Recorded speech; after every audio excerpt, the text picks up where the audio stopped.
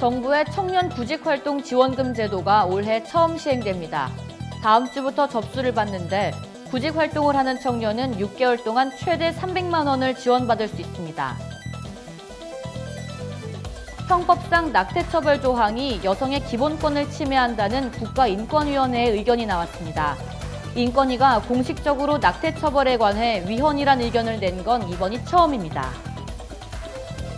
하노이 회담 결렬 이후 북미 간의 기싸움이 치열해지는 가운데 17일에 청와대가 입장을 내놨습니다. 북한과 미국 모두 과거로 회귀하지는 않을 것이라면서 북미 협상을 조속히 재개하기 위해 남북 대화가 필요하다는 점을 강조했습니다. 우리 정부의 역할론이 다시 부각되는 분위기입니다. 민주당과 야 3당 등 여야 4당이 연동형 비례대표제를 반영한 선거법 개정안을 내놓으면서 한국당이 강하게 반발하고 있습니다. 이런 가운데 교섭단체 원내대표들은 정례회동을 가졌지만 별다른 접점을 찾진 못했습니다. 자세한 소식 뉴스에서 알려드리겠습니다. 시청자 여러분 안녕하십니까? 신동아 방송 뉴스 김진주입니다.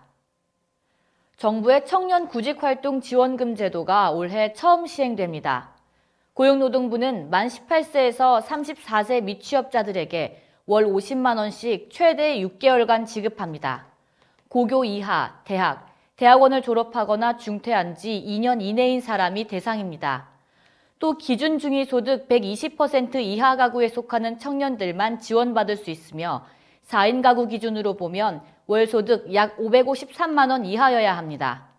구직활동계획서와 보고서, 예비교육 등 자기주도적인 취업활동을 돕는 프로그램에 반드시 참여해야 한다는 조건도 있습니다.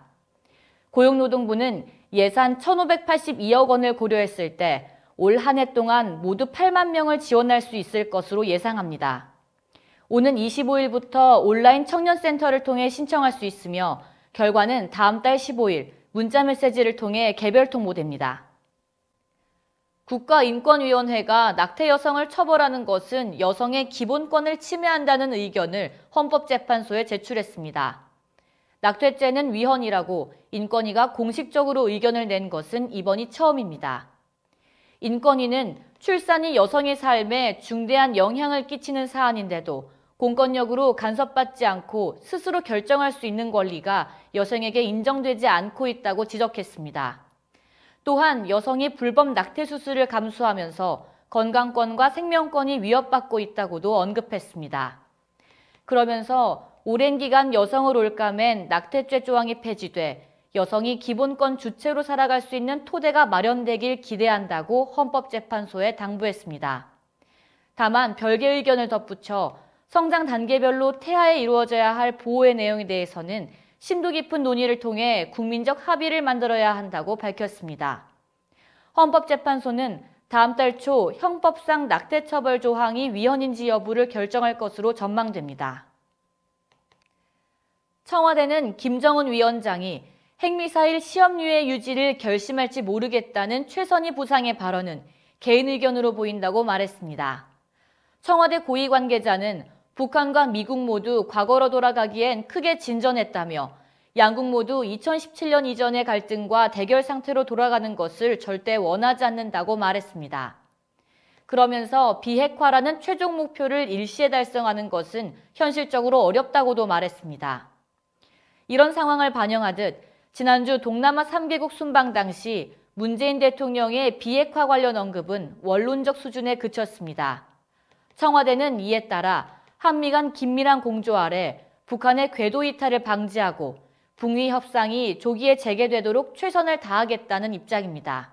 이와 관련해 청와대 고위 관계자는 지난해 우리가 북미 대화를 견인했듯이 이제는 남북 대화의 차례가 아닌가 싶다고 말했습니다.